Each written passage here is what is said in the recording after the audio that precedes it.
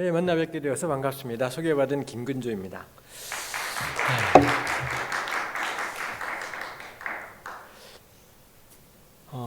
70인경은 주전 3세기 오경 번역을 가리키는 이름이었고, 거기에서부터 이 구약의 그리스어 번역이라는 게 생겼죠.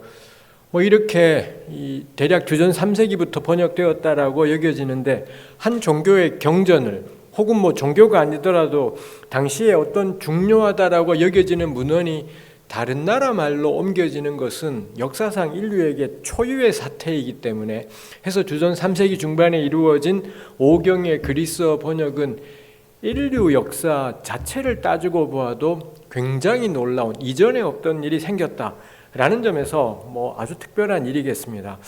왜 번역했을까? 고대 그리스인들은 자신의 문헌들을 다른 나라 말로 옮긴다든지 혹은 다른 나라의 어떤 글들을 그리스어로 옮긴다든지 상상도 하지 않았는데, 왜 70인경은 이집트에서 70인경이라는 것은 왜 히브리어에서 그리스어로 번역이 되었을까 싶지요. 이에 대해서 가장 잘 알려주는 것이 이 주전 2세기 중반경에 기록되었을 아리스테아스의 편지, 이런 우리 고대 문헌이 있지요. 거기에 보면 이 톨레미의 왕이 알렉산드리아 도서관의 장서를 위해서 번역해야 되겠다 이런 것이 있지만 만만치는 않지요. 다만 이 70인경 연구자들에 따르면 이 번역이라는 것이 지금도 그렇고 고대도 그렇고 대단한 힘이 필요한 일이다 보니 톨레미 왕실의 주도라든지 후원 이런 게 없으면 번역이 어려웠을 것이라는 점에서 아리스테아스의 편지가 이야기하는 게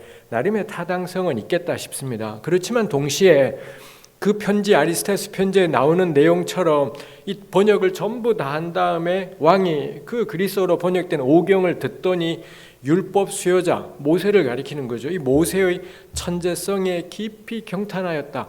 이런 식의 언급은 타당성이 없지요.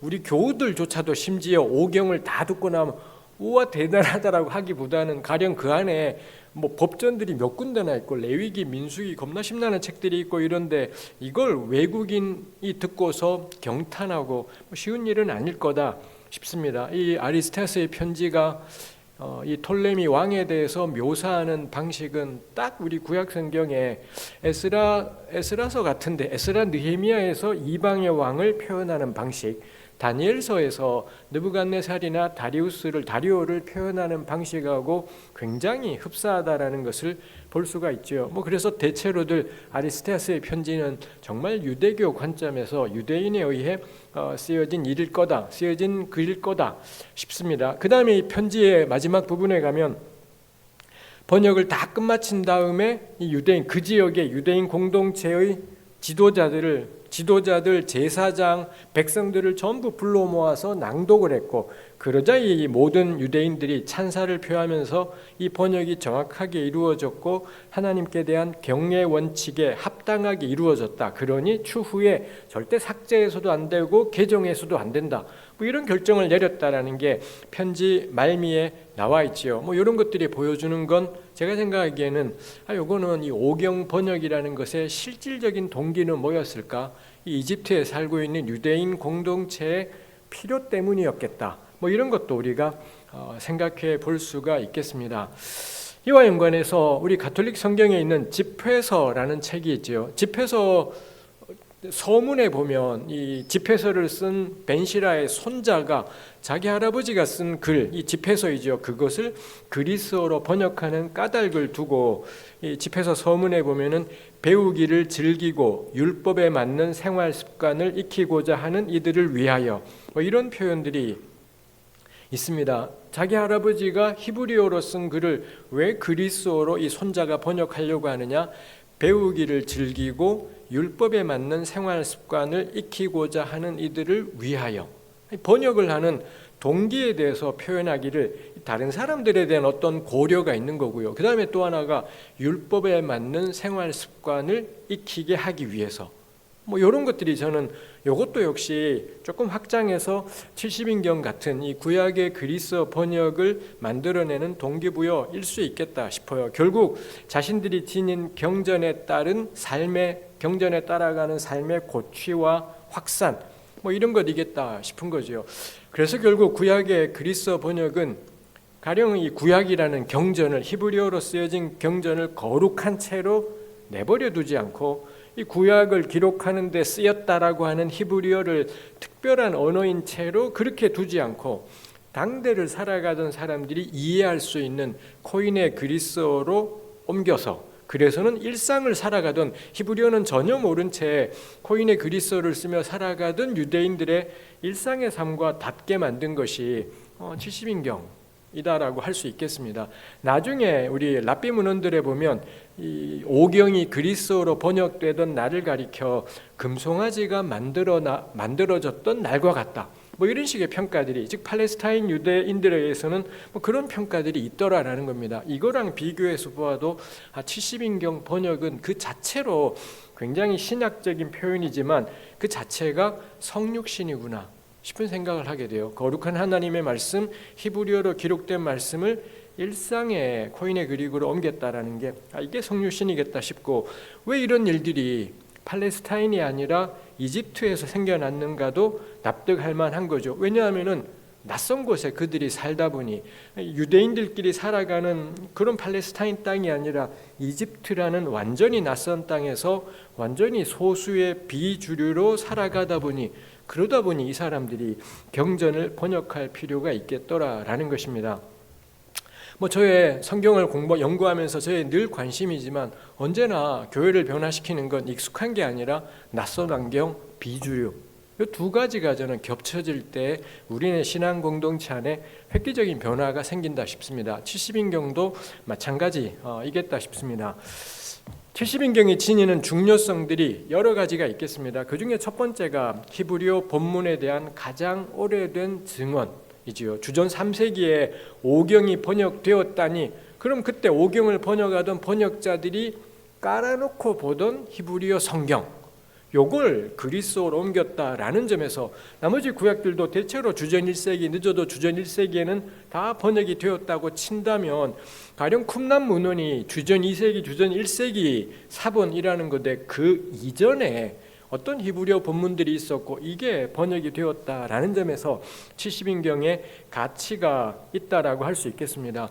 그 다음에 또 우리가 생각해 볼 게, 가령 70인경 예레미야서는 마소라 예레미야보다도 훨씬 짧습니다. 7분의 1가량 혹은 뭐 8분의 1가량이 짧다라는데, 7분의 1이면 보통 분량이 아니잖아요. 예레미야가 52장까지 있는데 51장이던가? 하여튼 간에 그건 하나도 중요하지 않죠. 하여튼 50여 장이나 되는데 그거에 7분의 1이면 한 7장 가량이 되는 거예요.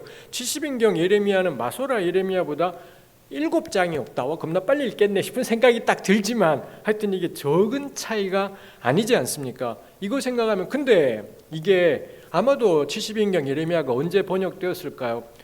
빠르면 주전 2세기, 늦어도 주전 1세기에는 번역이 되었을 겁니다. 그러면은 주전 2세기, 1세기에도 예레미야 본문은 고정되지가 않았다라는 거예요. 이 히브리어 본문이 고정되지가 않았는데도 번역이 이루어졌구나 라는 점에서 70인경은 굉장히 특별한 현상이다 싶습니다. 70인경에 또 다른 의의가 있다면 우리 늘 흔히 하는 말로 번역은 해석이다라고 할 수 있지 않겠습니까? 그 점에서 70인경은 주어진 경전, 히브리어로 된 경전에 대해서 한참 지난 다음에 이 낯선 환경 속을 살아가던 신앙 공동체가 이 오래전에 주어진 본문이 지금 우리랑 어떻게 연관되지? 뭐 그런 차원에 나타난 이 새로운 해석과 이해라는 측면에서도 70인경의 중요성이 있지요. 오늘날에 우리 21세기의 오경 연구자들은 대체로 오경이 바벨론 포로기 이래 형성되고 완성된 유대 신앙 공동체의 정체성을 위한 문헌이다. 이거 대체로 연구자들이 합의하고 있는 것이다라는 거죠. 왜 오경이 바벨론 포로기 혹은 귀환한 지 한 100~200년 안에, 늦어도 주전 5세기 말까지 왜 오경이 지금 같은 형태로 완성되었을까? 정체성에 대한 고민, 우리가 누구지? 그전에는 팔레스타인 땅이 우리였고 성전이 우리였지만 포로 이후에는 우리가 누구지? 그 정체성을 설명하는 것이 오경이었다라고 할 수 있습니다. 그 점에서 정말 유대교적인 거고 이스라엘하고 너무 밀접하게 결부된 게 오경인 거예요. 근데 이집트 땅에 살고 있는 유대인들이 그리스어로 이 유대인들의 가장 정체성을 표현한다라고 여겨지는 오경을 번역했다라는 점에서 굉장히 특별한, 어쩌면은 가장 배타적일 수도 있고, 사실 오경이 배타적이진 않지만 하여간에 굉장히 유대적인 어떤 텍스트를 당시로서는 가장 보편적인 언어인 그리스어로 옮겼다라는 점에서 이 매우 특별한 것이라고 할 수가 있겠습니다. 가령 그러다 보니 이런저런 변화들이 생기죠. 제가 나눠드린 자료에 예를 몇 가지 들었습니다만 이사야 11장 11절에서 16절, 우리 개역 성경으로 보아도 이사야 11장 11절하고 16절은 처음과 끝, 왜 우리 인클루지오라고 하잖아요. 똑같은 표현이 있어서 여기 한 단락이구나라는 걸 딱 표현하는 것이 있습니다. 취지는 그 날이 되면은 사방에 흩어졌던 하나님의 백성들이 다시 돌아오게 된다. 그게 11장 11절에도 있고 16절에도 있습니다. 11절에는 아수르를 비롯해서 아수르, 애굽 여기저기에 있던 그의 남은 백성들이 돌아오게 될 거다.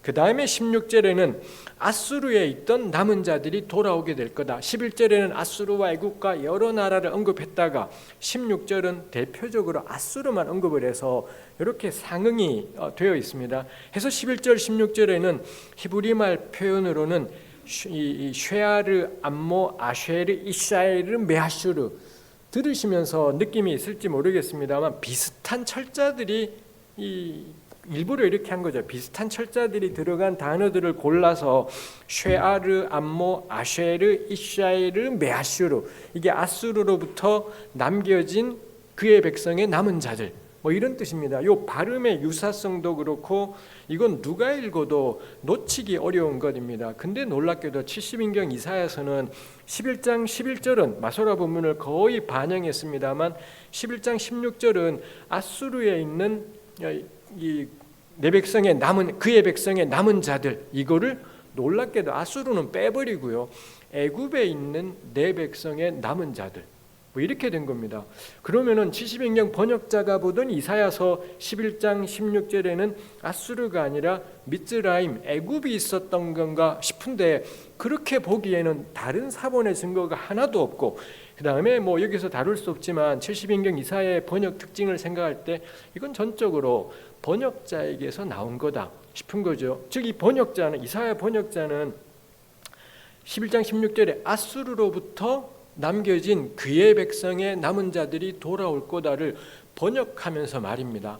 아수르 빼버리고요, 애굽에 있는 아수르로부터, 이 전치사 민하고 이 애굽에 있는 전치사 뿌하고는 차이가 꽤 클 텐데 아수르로부터가 아닌 11절에는 로부터라고 아포라고 했는데, 근데 16절은 n으로 옮겨서 애굽에 있는, 그 다음에 그의 백성을 나의 백성으로 바꿔버리고요, 결국에는 70인경 이사야 11장 16절은 애굽 디아스포라, 애굽에 있는 유대인 디아스포라야말로 하나님의 백성, 야훼의 백성이구나, 이렇게 번역을 해버린 겁니다. 이건 번역이라고 할 수 있다기보다는 사실상 해석과 적용인 거죠.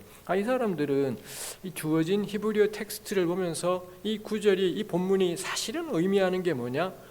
우리를 향한 말씀이구나. 이건 우리 보통 본문은 건들지 않고 나눌 때 저는 이 말씀이 우리를 향한 말씀이라는 마음이 왔어요, 이렇게 나누어야 될 걸 이 양반들은 번역문에다가 이렇게 옮겨버린 것이더라라는 거죠. 그래서 이 70인경은 단지 번역이 아니라 주전 3세기 이래 이집트 땅을 살아가고 있던 유대 디아스포라들의 해석이구나, 주어진 텍스트를 자기 상황에 풀어간 해석이구나 싶은 것이지요. 해서 70인경 연구는 단지 마소라 본문을 위한 본문 비평으로서의 가치만이 아니라 이 70인경 자체, 마소라 빼고 70인경만 가지고 연구를 하면서 이 문헌이 유대 디아스포라, 주전 3세기, 2세기, 1세기 유대인들이 어떻게 주어진 텍스트를 해석하며 자기 시대를 살아갔는지, 요걸 보여주는 중요한 문헌, 이기도 하다라는 것입니다.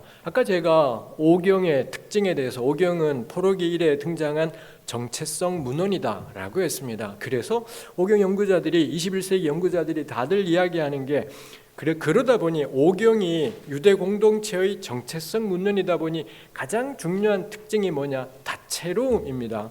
그래서 오경 안에 왜 법전이 3개나 있잖아요. 언약법전, 성결법전, 신명기법전 3개나 있는데 3개가 서로 안 맞아요. 3개가 서로 충돌이 되고 규정이 틀린 것이 있다 보니 이게 만일 실제 법규였다면 이 세 법 가운데 어느 걸 지켜야 되지? 설명을 할 수 없는 뭐 이런 문제들이 있지 않습니까? 왜 이런 식으로 편집을 하지 할 때 오경의 최종적인 형태의 가장 중요한 특징이 절충 혹은 타협, 뭐 어떤 블룸 같은 이 연구자는 오경의 가장 근본적인 특징이 혼종합성, 여러 가지 종류를 뒤섞어서 지금 모양으로 만들어냈다. 전 이게 오경의 최종적인 형태를 설명하는 가장 적절한 표현이겠다 싶은 것입니다. 이런 맥락에서 근데 그 오경을 비롯한 구약 성경을 70인경 그리스어로도 번역했지 않습니까?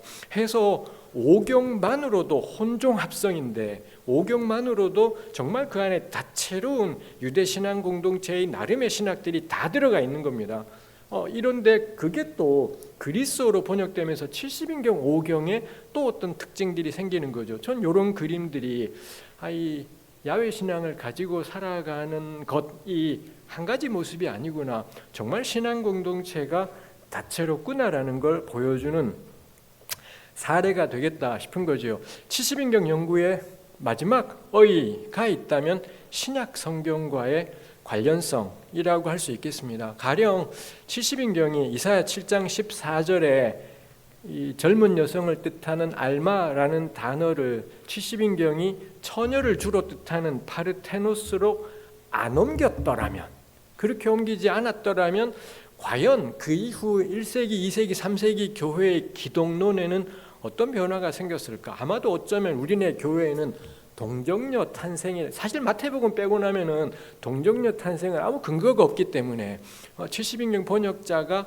파르테노스라는 단어를 선택하지 않았더라면 뭐 교회의 기독론은 꽤나 큰 변화가 생겼을 거다 싶은 거지요. 그 다음에 아가페는 그리스어 아가페가 거의 대부분 뭐 헤세드의 적절한 번역어라고 할 수 있겠습니다. 그 다음에 디아테케, 계약이라는 단어도 베리트의 적절한 번역어일 수 있지요. 근데 일단 번역되고 나자 70인경이 아가페니 디아테케니 특히 크리스토스, 마시아흐라는 이 히브리어의 그리스어 번역으로 크리스토스를 선택하고 나서는, 그러고 나서 신약 교회에게 아가페나 크리스토스는 완전히 독자적인 의미 영역이 생겼더라라는 겁니다. 결국 신약 교회를 지탱하는 매우 중요한 개념들이 70인경이 선택했던 번역 용어에서부터 생겨나버리는 이런 일들이 있더라는 거죠. 가령 우리 주 1세기에 등장한 또 다른 그리스어 번역인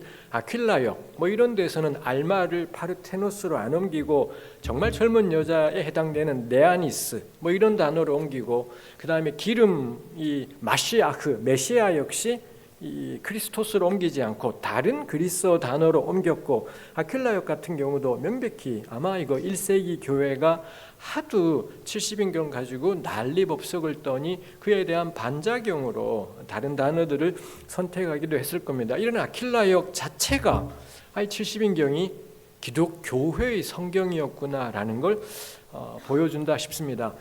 이런 것이 있는가 하면 또 다른 것도 있습니다. 가령 70인경에서 엘레에모시네라는 단어가 있습니다. 엘레에모시네는 주로 히브리어 제다카의 번역어입니다. 제다카가 단어 의미 영역이 겁나 넓지만 하여튼 제다카의 번역어로 쓰였는데, 이거 우리 고전 그리스어라든지 코인의 그리기든 하여튼 이 성경 바깥에, 신구약 성경 바깥의 그리스어 문헌에서는 엘레에모시네는 항상 자선 혹은 자비 혹은 불쌍히 여김, 늘 이런 의미로 엘레에모시네라는 단어가 쓰인다라는 겁니다. 근데 70인경에 속해 있는 토빗서에서 분명히 요거 히브리어 제다카에 대응한다 싶은데 그 토빗서 번역에서는 이 엘레에모시네 문맥을 보니 구제 이더라는 거죠. 가난한 사람들에게 무언가 돈이든 뭐든 나누어주는 구제라는 의미로, 자선이라는 의미로 토비서에 쓰였더라라는 거지요. 결국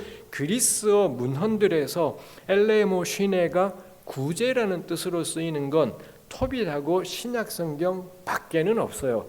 나머지 모든 그리스어 문헌에서는 엘레모 시네는 불쌍히 여김이지 뭐 자비 이런 의미이지 구제로는 쓰이지 않더라라는 것입니다. 이런 것들이 70인경이 이 단어를 이렇게 사용하면서 의미가 바뀌어버린 거고요. 가령 이 그리스 로마 헬레니즘 사고방식에서는 가난은 긍정적이지 않습니다. 근데 토비서 같은 책들이 혹은 뭐 구약의 책들이 가난에 대한 새로운 의미를 담아내고 있는 것이 있겠다 싶은 것입니다. 그게 신약 성경에 여기저기 엘레모 시네가 70인경이 만들어낸 의미들을 활용하고 있더라라는 것입니다. 뭐 이런 점에서도 70인경하고 신약하고는 깊이 연관되어 있다 싶은 거죠. 어떤 연구자가 그런 표현을 했습니다. 신약을 읽고자 한다면 코이네를 알아야 하지만 신약을 이해하고자 한다면 70인경을 알아야 된다. 뭐 꽤나 또렷한 표현이다 싶습니다.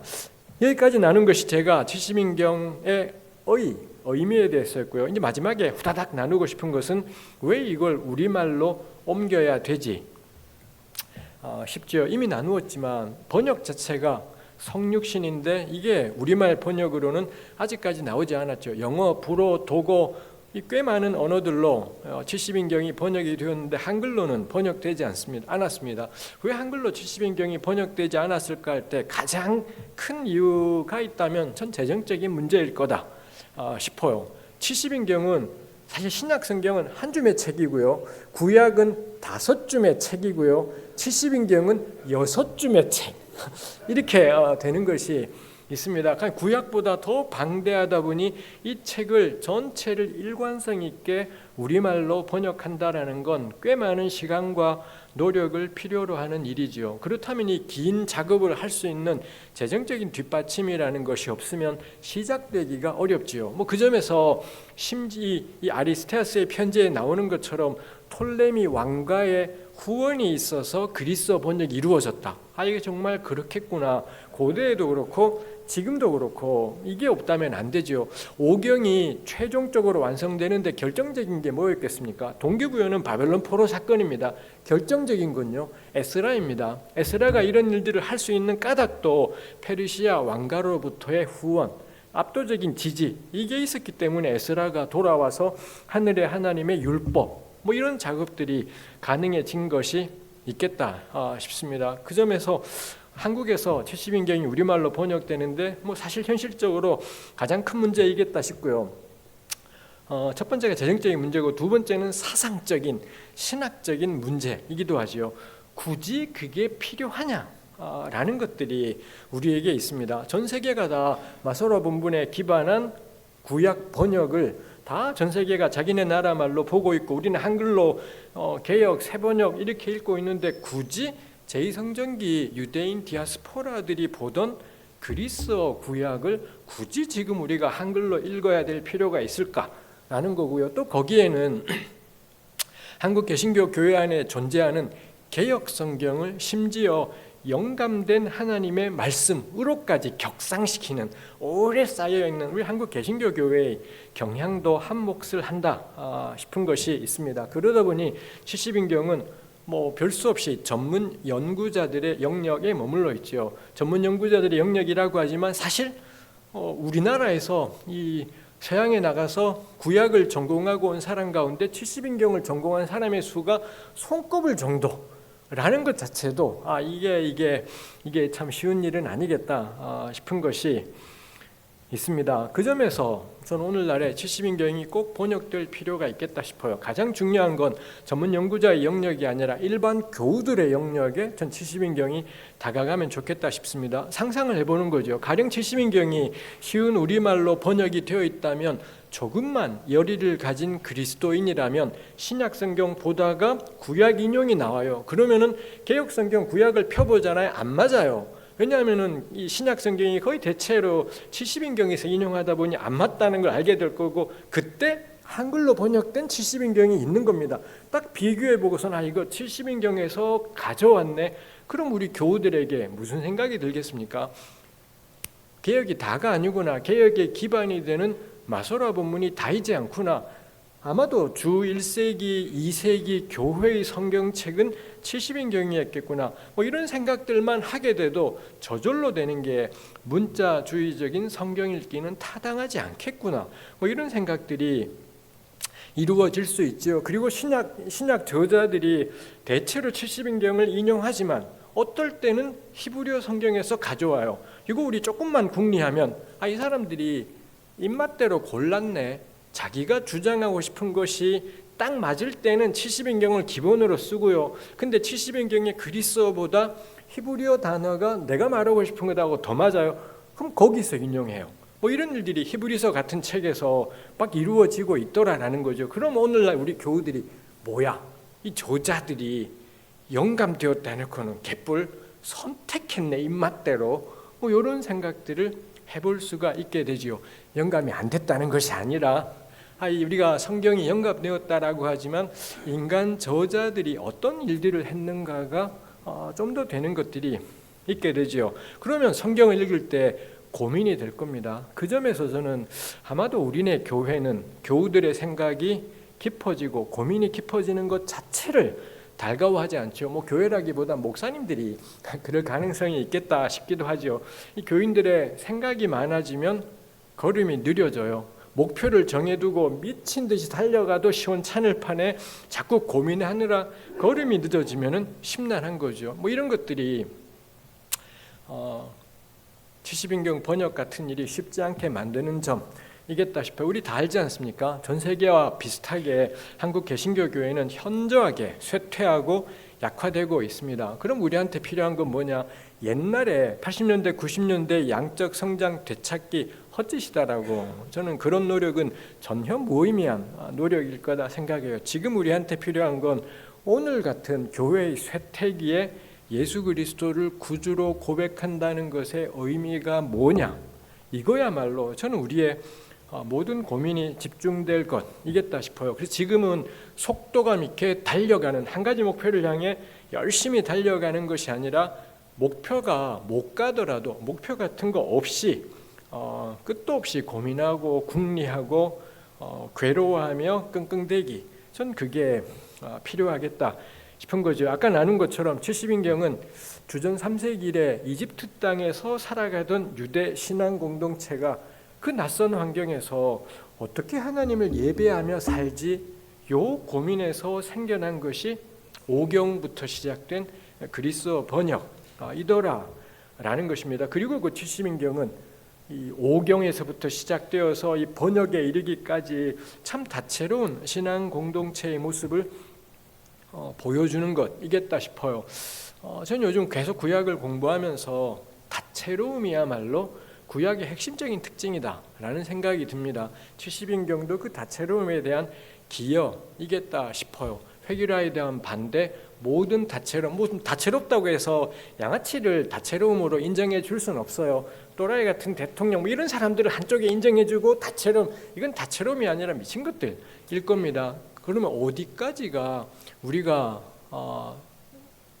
펼쳐갈 수 있는 다채로움일까 싶은 것을 생각하게 되죠. 그럴 때 저는 한글로 번역된 70인경을 우리 교우들이 손쉽게 접근할 수 있고 펴볼 수 있다면 전 이게 우리네 교회를 다채롭게 하는데 분명히 한 몫의 기여는 있겠다 싶은 것입니다. 해서 마지막으로 지금 우리한테 필요한 건 로마서 10장에 나오는 것처럼 열심이 아니라 올바른 지식이다 라고 저는 생각하고요. 그리고 만일 우리가 70인경을 번역한다면 저 개인적으로는 그런 마음이 듭니다. 연구자를 위한 번역은 됐다. 영어로 봐라. 영어로 보든지 불어나 독어로 보든지 알아서 해라 싶고요. 우리가 만일 저는 번역을 만든다면 철저하게 모든 그리스도인들이 볼 수 있는 번역, 이게 저는 이루어진다면 이거 자체가 우리네 개신교를 새로이 만들어갈 수 있는 길이겠다 싶습니다. 제가 발표하고 싶은 건 여기까지입니다. 들으시느라 고생하셨습니다.